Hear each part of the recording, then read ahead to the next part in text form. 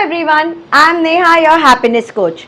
Today, half our problems will be solved if we do not overthink.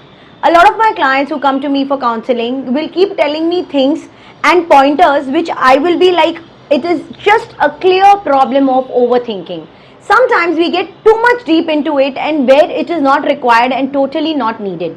So, my dear friends, let me tell you a quick tip for 4 pointers on why we should not overthink and how we can reduce our overthinking. The very first step is that you need to write down your problem. Many a times we think that no problems, it is all there in your head, but once we write it on a paper, it makes it simpler. You can see it in front of your eyes and you can kind of get the solutions in your head. The second point is break it down to the level of solutions. When we do solution or we try of thinking probable solutions, let it be restricted to 2 or 3 things in your mind.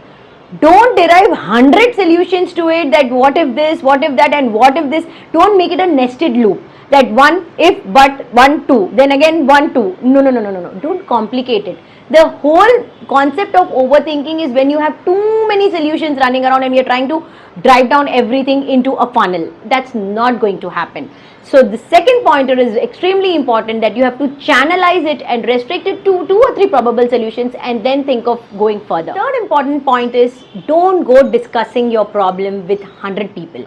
Because the more you discuss with different kinds of people, the more you will have 100 solutions and 100 into 20 solutions running around it, because every individual will give you, basis on his or her thinking capacity, 20 solutions, and which will only further confuse you and make you overthink and go mad over it. At best, the best person to discuss is just the number one. Just one person you discuss your problem so that he or she can put your mind to it. Somebody whom you confide in and try and get a solution if you want to help, or if you need help, just to do that. And the last and the most important point is make a timeline to your solution. It's always a good idea that we run around timelines in our head. If we have a problem, let's say, okay, no, I have to find a solution to this by this weekend, or say by the 10th of the month, so that I am out of it and you have your fresh mind to think about further and different things and future things in life, and you're not just mulling over the same thing all over again. Do give it a try and let me know how it worked. Until then, it's me, Neha, saying bye.